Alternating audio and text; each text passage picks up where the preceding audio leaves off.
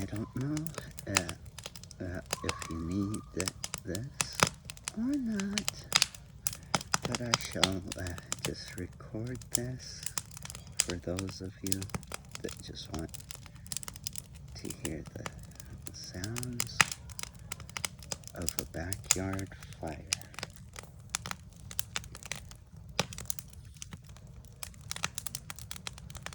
Inside a city.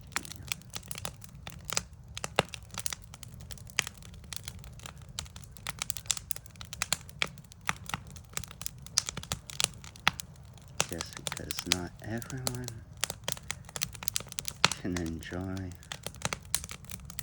having a campfire going in their backyard safely.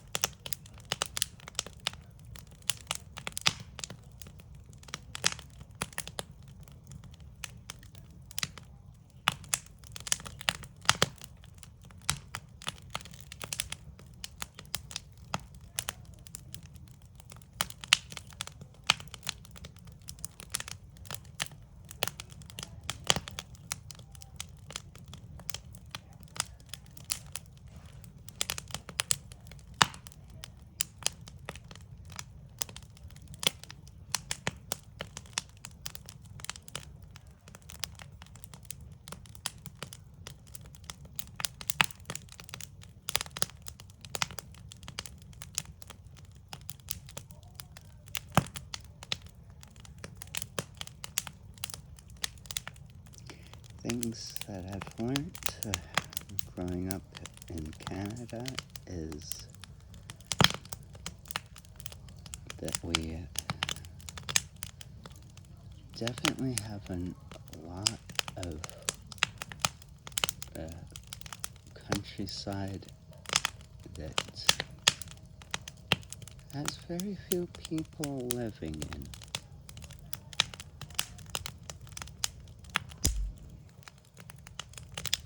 And lots of wildlife. Not that there's no wildlife anywhere else.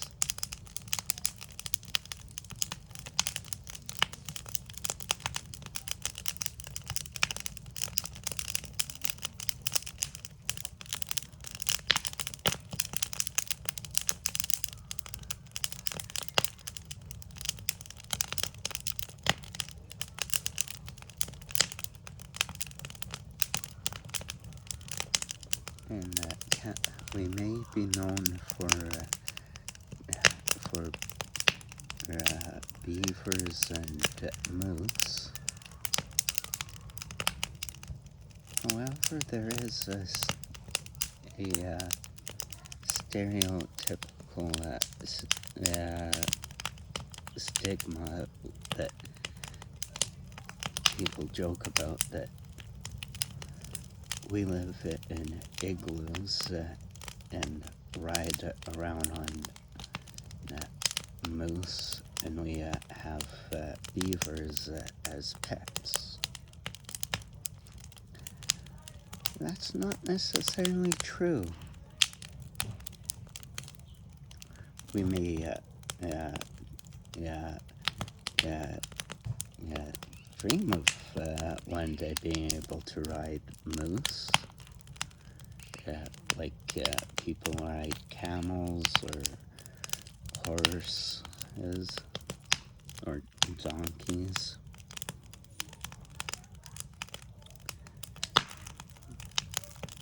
But they're massive and they're quite dangerous. And beavers? Well, maybe some of us have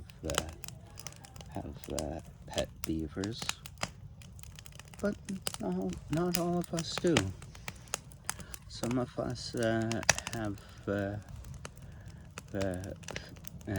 fish, maybe birds for pets.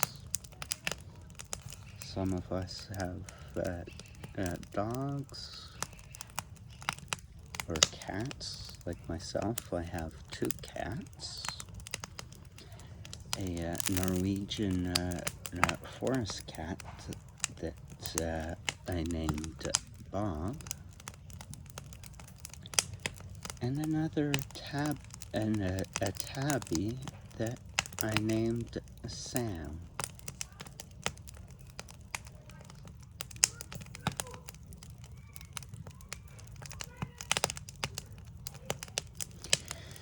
And then the other pets may include lizards like iguanas or chameleons or snakes.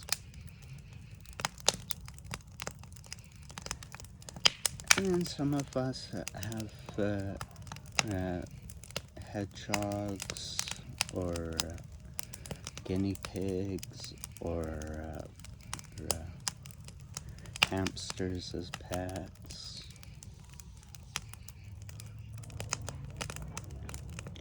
A few people may have more interesting pets like scorpions or tarantulas.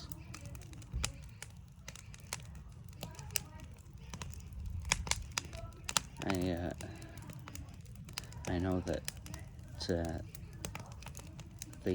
one high school that I went to had a animal science class where you learn about animals and that, but also gain hands-on experience taking care of animals, because all the animals that they have were pets that people could no longer take care of, so they donated their pets to the school, and so the students, with the aid of the teachers, would take care of these animals. And some of the animals, when I was attending, was a couple of snakes that were constrictors, and also another bunch of pets that were that were there were mice. That's my shed. But anyways, back to the mice. We would learn how to properly handle and take care of the mice, and as well as the snakes. And snakes, they do not eat very often. For example, they'll eat once a month at the most. And so, well, I had taken that class once, and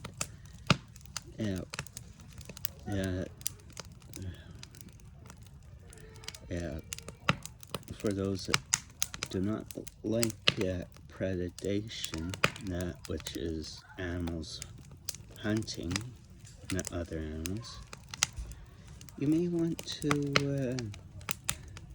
turn away or fast forward this part about 45 seconds.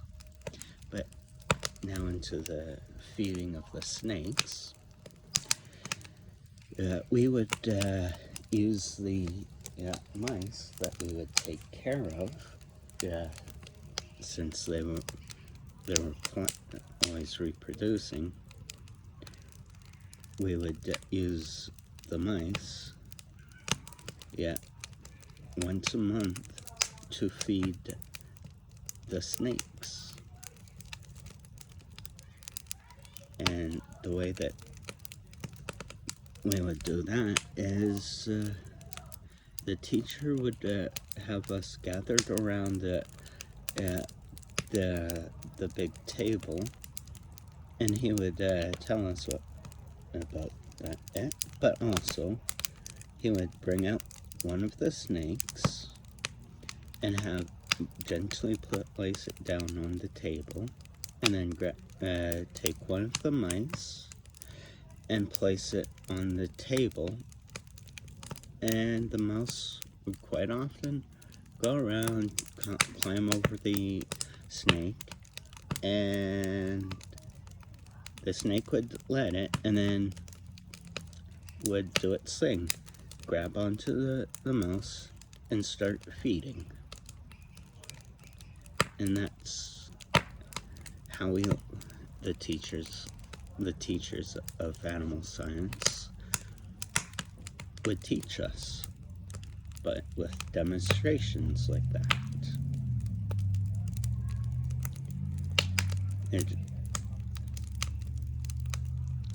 And that it wouldn't always be watching it like that. He would also demonstrate how to properly and safely pick up the snakes and handle the snakes, as well as the mice, as well as the other pets that was there.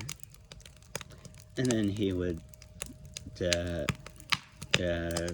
basically coach us and allow us to get the hands-on experience in picking up and handling the pets safely. Well, with his guidance, or her guidance, or the teacher's guidance. For example, when handling a scorpion, what you do is you use your index and your thumb to gently take the scorpion's tail to the base of the stinger, and pick the scorpion up like that, and then you can put the scorpion on your other free hand, and you can remain safe and let it walk around, as long as you would continue to gently hold the scorpion's tail at the base of the stinger. That way, if it would fall off your hand, it wouldn't drop to the ground and get injured, but at the same time, you're keeping yourself safe from getting stung.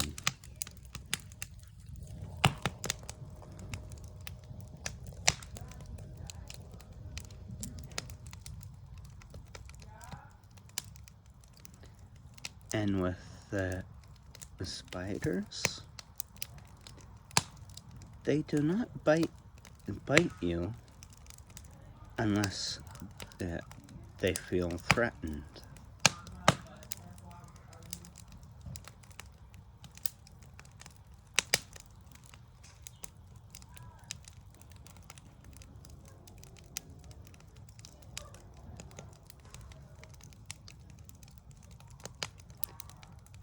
And I am not an expert in handling spiders. I do not claim to be an expert.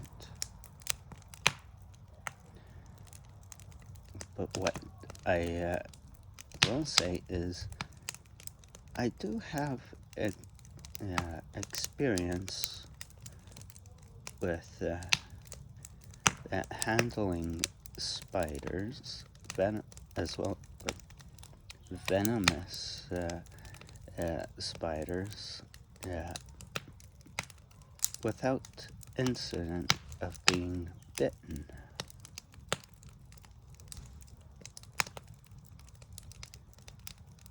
And the way that I do that is when I want to move them from inside my house to outside or somewhere safer,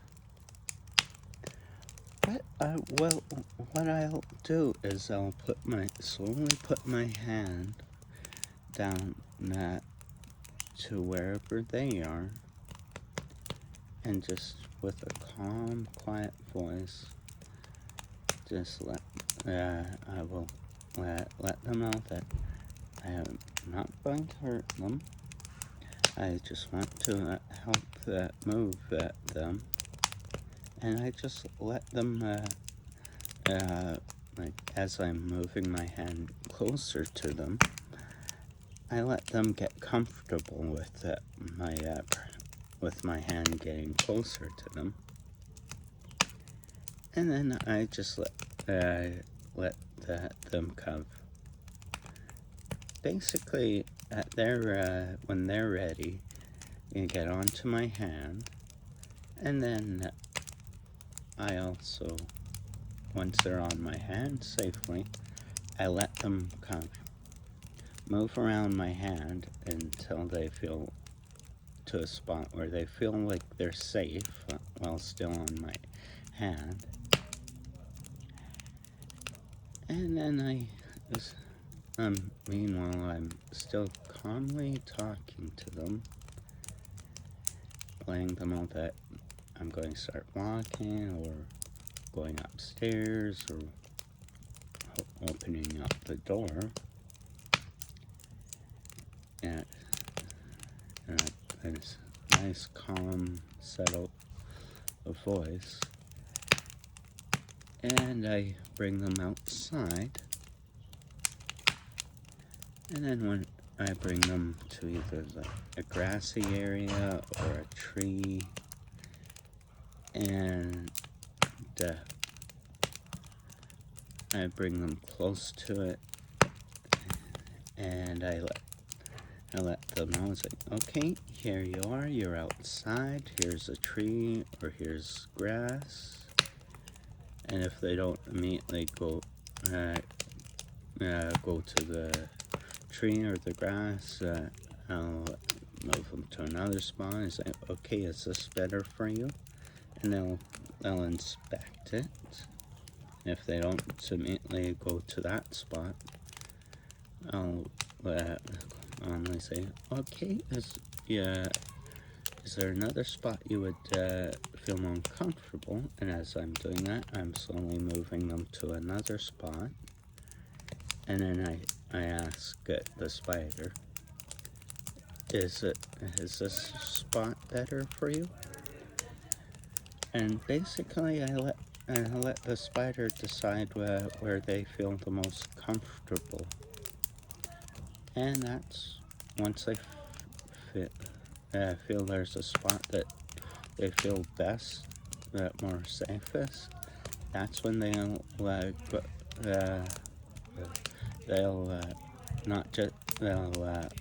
to that spot and leave my hand.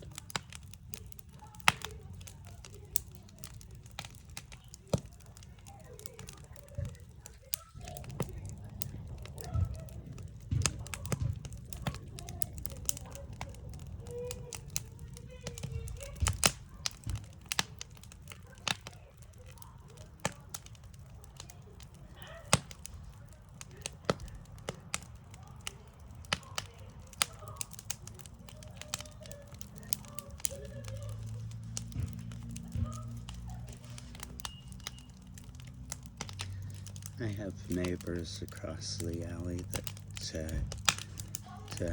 have kids, and they like to play with soccer balls or basketballs. And one of the neighbors quite often works on vehicles. One of his vehicles quite a bit, and in his driveway.